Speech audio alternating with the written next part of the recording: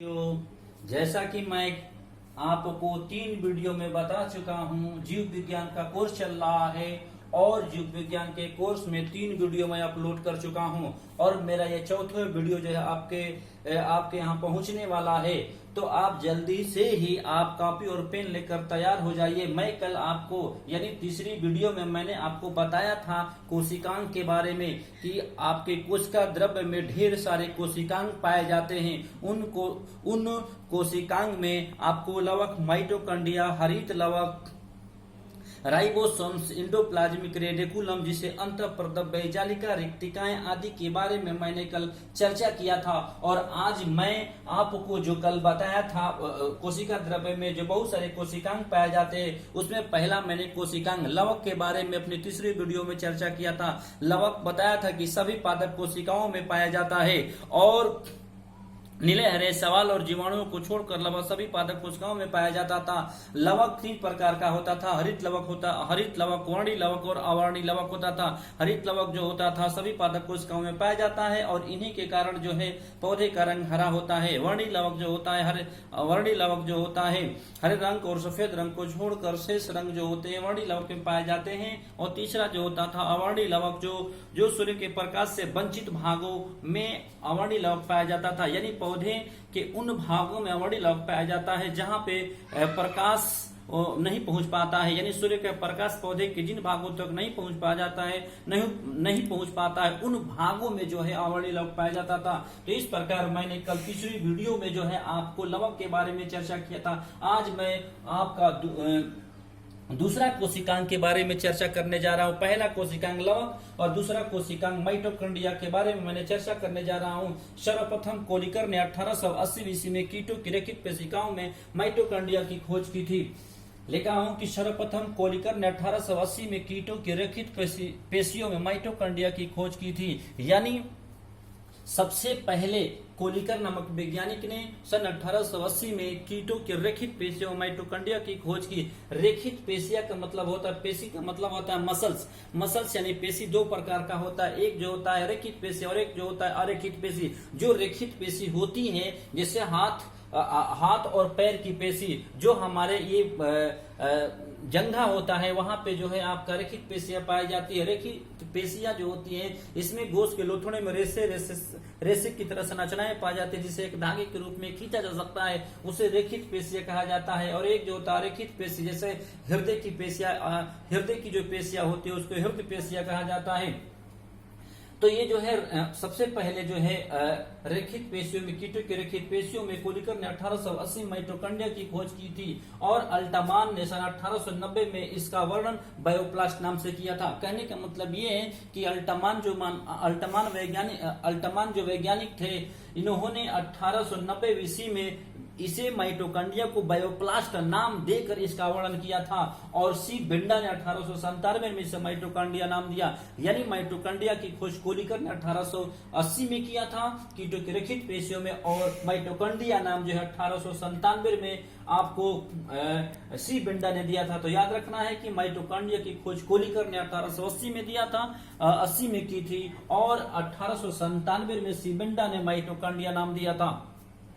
Mitochondria है क्या? तो कोशिका के कोशिका द्रव्य में अनेक सूक्ष्म छड़ और गोलाकार, अंडाकार या कण के आकार की बहुत सारे संरचनाएं पाई जाती है जिसका नाम माइटोकॉन्ड्रिया है। यहाँ पे लिखा भी गया है कि यूकैरियोटिक कोशिकाओं के कोशिका द्रव्य में अनेक सूक्ष्म गोलाकार छड़ या कण के आकार की रचनाएं पाई जाती है जिन्हें माइटोकॉन्ड्रिया कहा जाता है। कहने का मतलब ये है कि आपको मैंने कल कोशिका द्रव्य के बारे में बताया था। ये फिगर के माध्यम से आपको मैं बताया था कि ये जो केंद्रक द्रव्य है और ये जो होता है आपका सेल मेम्ब्रेन है।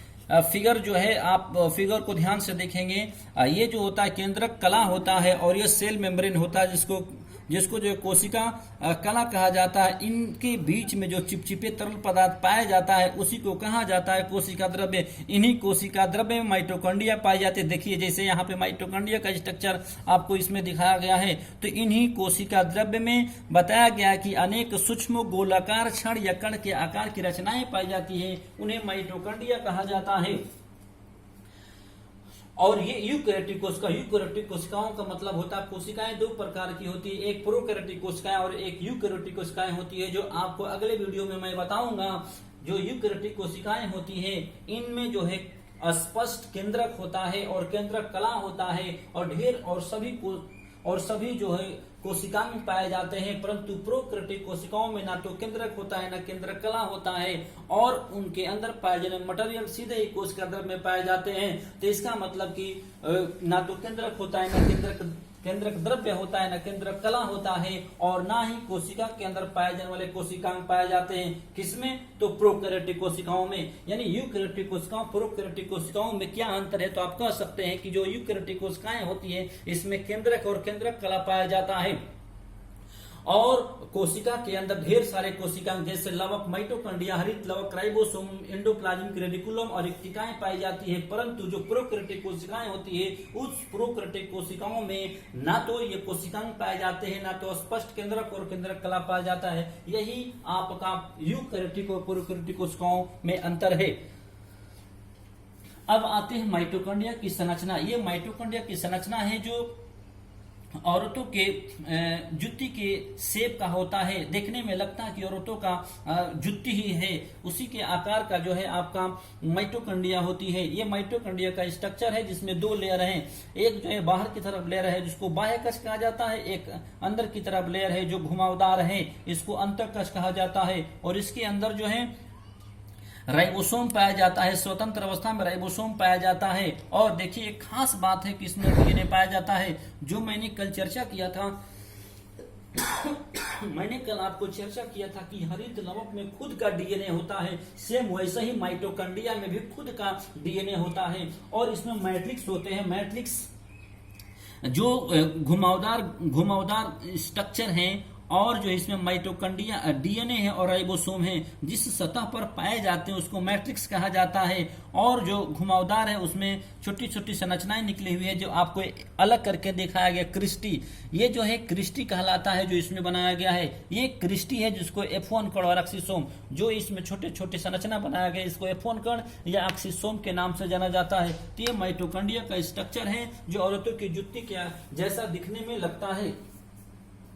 तो अब जो है माइटोकॉन्ड्रिया की कुछ जो है कार्य पढ़ लिया जाए। देखिए माइटोकॉन्ड्रिया का जो कार्य होता है वो माइटोकॉन्ड्रिया को कोशिका का विद्युत गृह कहा जाता है। इस माइटोकॉन्ड्रिया को कोशिकाओं का विद्युत गृह कहा जाता है। ये बहुत ही इंपॉर्टेंट सवाल यहाँ पे उठता है कि कोशिका के कौन से कोशिकाओं को कोशिका का विद्युत गृह कहा जाता है? तो माइटोकॉन्ड्रिया को, क्योंकि कोशिकाओं को जैविक कार्यों के लिए आवश्यक ऊर्जा माइटोकॉन्ड्रिया से प्राप्त होती है। और कोई पूछे कि ऐसा क्यों होता है तो आपका जवाब यही होगा कि जितने भी कोशिका को ऊर्जा की आवश्यकता होती है, कोशिका के अंदर जो भी जैविक क्रियाएं करती है, उन जैविक क्रियाओं के लिए जो आवश्यक ऊर्जा होती है ये माइटोकॉन्ड्रिया प्राप्त करती है। ये माइटोकॉन्ड्रिया से प्राप्त होता है।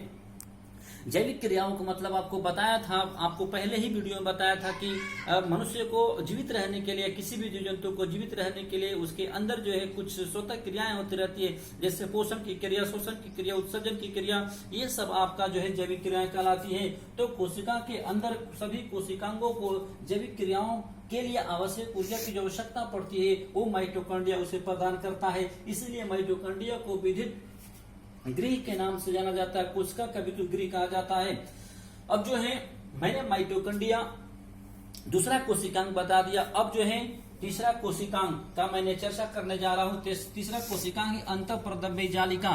आपको बात समझ में आ रहा होगा कि मैं आपको जो है कोशिका के कोशिका द्रव्य में पाए जाने वाले बहुत सारे कोशिकांग पाए जाते हैं, उन सभी कोशिकांगों का एक एक मैं वर्णन कर रहा हूं। मैंने कल यानी तीसरी वीडियो में आपको जो है लवक के बारे में चर्चा किया था। उसके बाद दूसरा जो कोशिकांग माइटोकॉन्ड्रिया के बारे में मैंने चर्चा किया। उसके बाद तीसरी जो है आपकी कोशिकांग है वो अंतःप्रद्रव्य जालिका है। इससे अंतःप्रद्रव्य जालिका की खोज जो अंतःप्रद्रव्य जालिका की खोज की और पोर्टर ने सन 1945 में की थी। ये केंद्रक कला से कोशिका कला तक फैली रहती है।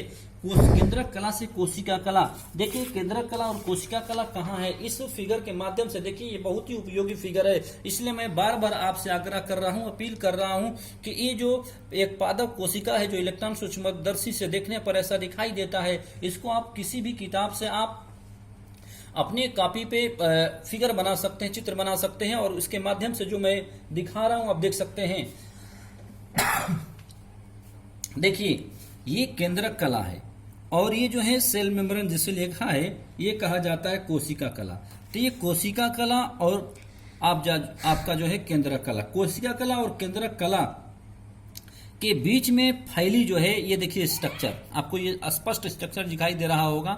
ये जो है दो तरह की होती है, एक स्मूथ होती है, देखिए यहाँ पे स्मूथ, इस पे जो है राइबोसोम नहीं पाए जाते हैं और इस पे राइबोसोम पाए जाते हैं। इसके बीच में जो है ये आपको जो है घुमावदार स्ट्रक्चर दिख रहा है, छोटे छोटे जो रचनाएं दिखाई दे रही है, उस पे बूंद बूंद कर जो है बिंदुवार स्ट्रक्चर है, इसी का नाम जो है आपका अंतःप्रदव्ययी जालिका है।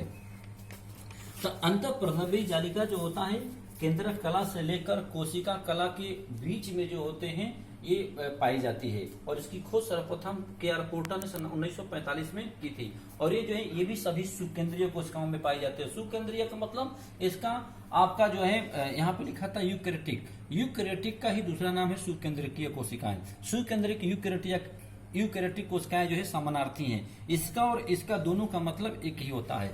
और जो है वे पाइए सुकेंद्रकीय यूकैरियोटिक कोशिकाओं में भी आपका अंतःप्रदव्ययी जालिका पाई जाती है। जीवाणु निलय हरे सवाल में इनका अभाव होता है। जैसे माइटोकॉन्ड्रिया भी आपका जीवाणु निलय हरे सवालों में नहीं पाई जाती है, उसी तरह आपके अंतःप्रदव्ययी जालिका भी आपका अंतःप्रदव्ययी जालिका भी जीवाणु और निलय हरे सवालों में नहीं पाया जाता है। उसके बाद जो अंतःप्रदव्ययी जालिका जो होती है दो प्रकार की होती है, एक सपाट अंतःप्रदव्ययी जालिका और एक कणिकामय अंतःप्रदव्ययी जालिका। जो सपाट अंतःप्रदव्ययी जालिका होती है नली की तरह होती है और इस पे राइबोसोम नहीं पाए जाते। जैसे दूसरे स्ट्रक्चर में देखेंगे ये नली की तरह स्ट्रक्चर है और इस पे जो है आपके गोल गोल स्ट्रक्चर, गोल गोल संरचना दिखाई दे रहा है, इसका नाम राइबोसोम है।